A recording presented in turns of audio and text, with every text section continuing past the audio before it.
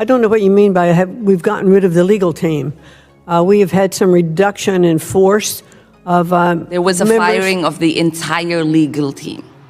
Well, we have other lawyers in place at the Department of Education, and we are The fully... entire team that was for IDEA has been fired. So how are you addressing that? Can we just talk about the poise? The biggest thing that stands out to me here is the difference in maturity.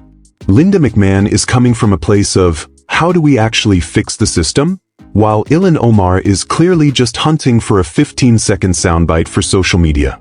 Omar keeps harping on this $37 million fine against Grand Canyon University like it's some grand conspiracy. But notice what Linda said. They looked at the facts. In America, we have this little thing called due process. You don't just keep a fine on a school because they happen to be a faith-based institution that doesn't fit your political narrative. Linda is basically saying, hey, we checked the homework and the accusations didn't hold up. That's not rescinding justice. That's being just. And then Omar tries to pivot to the backlog of debt relief and civil rights cases.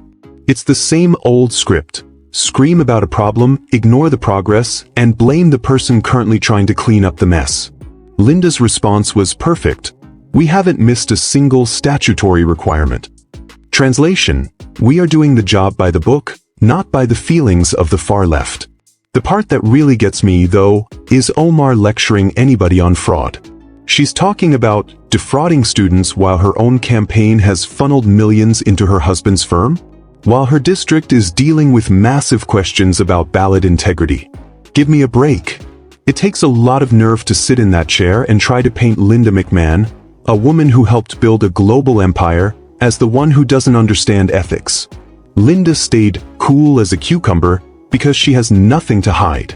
She's there to get the Department of Education back to basics, focusing on the students and the law, not political vendettas against Christian colleges.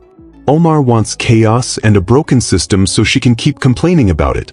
Linda wants a system that actually works for the taxpayers. I'm telling you, we need more of this. We need more leaders who don't flinch when the squad starts hyperventilating. Linda McMahon held the line, she kept it professional, and she reminded everyone that the Department of Education is under new, adult management. But hey, that's just my take. I want to hear from you guys. Was Linda too soft, or did she handle that perfectly? And what do you think about Omar's ethics lecture? Drop a comment below and let's get the conversation started. I'll see you in the next one. Thank you, Madam Secretary, for being here with us. Is it fair to assume that you are aware that when a loan borrower is defrauded by a school, that there is a provision in law called the borrower defense? Yes, I am. Okay. It is a straightforward concept. A student should not be forced to repay loans to schools that lied to them.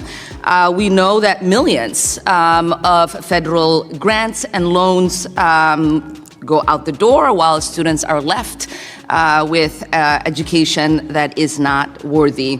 So I was actually surprised a few weeks ago when your department quietly rescinded $37 million fine that was placed against Grand Canyon University. Can you explain why that happened?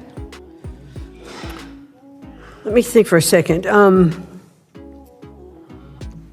Let me review my notes on that because there were a couple of things I wanted to make sure I covered with you.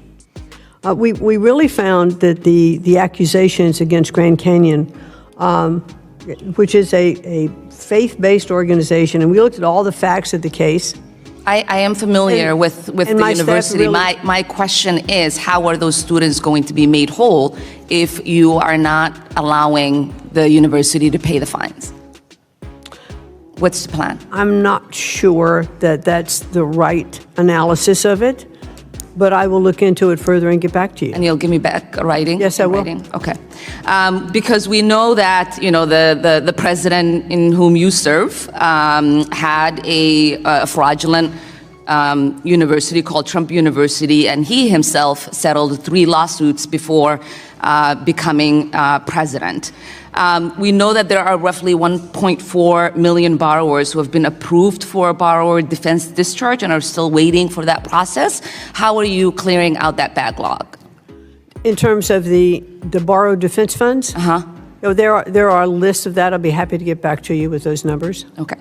And while those students wait, can you give us a commitment that you are not going to collect that debt?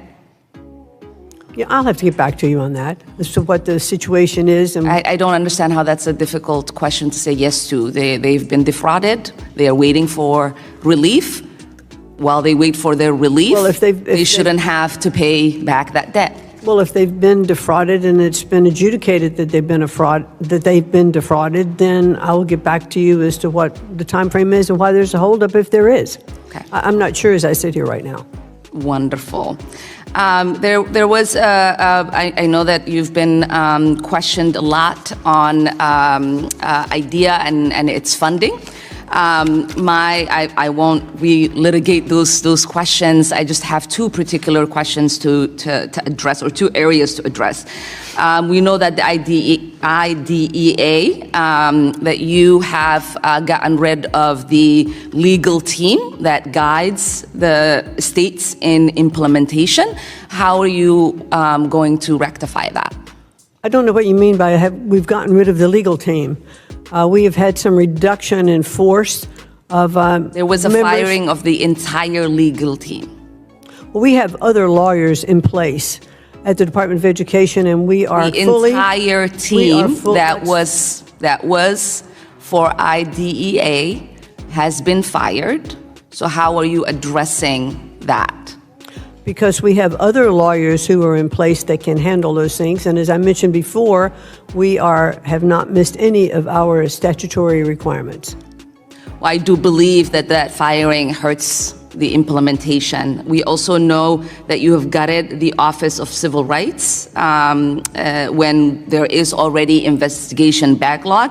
How are you going to fix the discrimination claim cases that are out there? Well, there are, there are cases that we're looking into. And again, we have not missed any of our statutory requirements in terms of OCR. We also have a task force. There is a backlog. There are a lot of There is a backlog There are a lot of because we kids in our schools that are waiting for relief. When you get rid of the people that are supposed to carry out those investigations, how are you to assure that those kids will not continue to be harmed? We are talking about so many situations in where kids are being discriminated against, and you got rid of the people that investigate those investigations so those kids can protect themselves from from discrimination. Well, we still have a very strong and capable staff in OCR.